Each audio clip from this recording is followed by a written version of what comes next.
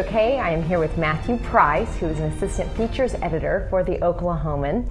Now, you had the privilege of seeing the new Batman movie, which obviously everybody's excited about. It's going to be a great movie, hopefully. Now, this Batman, obviously, kind of keeping up with the last Batman, I guess. Is it darker, kind of?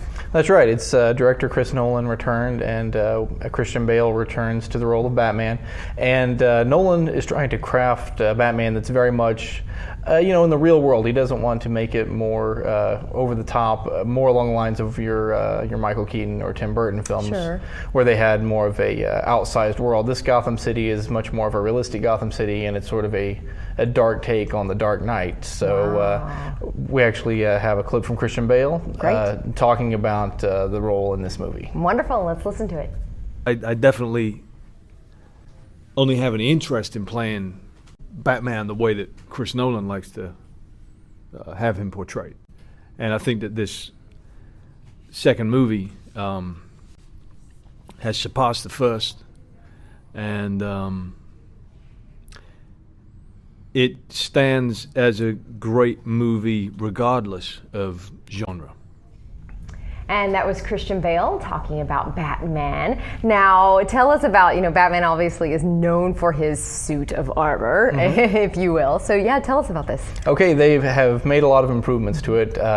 In the first Batman Begins movie, it was they said it was basically a three-piece suit, and now he says it's over 100 different moving pieces. So Bale said it was much easier to go along with the fighting style. In the first movie, he had to sort of fight against the suit to get his arms and legs to do what he wanted to, and in this one, it flowed with him much more naturally. Wow. Something else he and Chris Nolan both wanted to do in all the Batman movies, going back to the Michael Keaton movies, it's been sort of a one piece with the cowl and the cape, so Batman has to turn his entire body to look at somebody. Right. He said in this case they both wanted to be able to turn his head, and so they put in a separate neck piece so the Batman can, for the first time, turn his head. Oh my gosh, that's groundbreaking. Yeah. Okay, so then tell us about, obviously, it's on everyone's mind about Heath Ledger, and he's playing the Joker in this, which looks amazing. Oscar buzz is already out there for this. Right. So tell us about his character. Right, that's one thing that they're saying is that there's a lot of Oscar buzz about this. It's a totally different take on the Joker than what we've seen before. He's been played as sort of a psychopathic showman, but in this movie, what they wanted to go for was more of an anarchic take, someone who's more interested in chaos than just in stealing a bunch of money. And that's something else that Christian Bale talked about. We have a sound clip of him talking about Ledger's take on the Joker. Wonderful. Okay, let's listen to it. And, he's portrayed him in a way that has not been portrayed before. He has this kind of anarchic, punk, Clockwork Orange approach to it.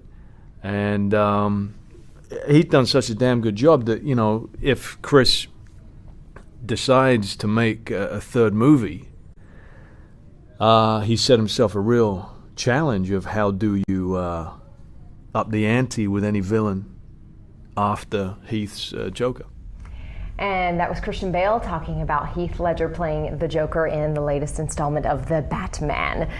So thank you so much. This will be in July 18th's Friday paper, is that right? Yeah, Friday's Weekend Look. In the Weekend Look, and also on newsok.com.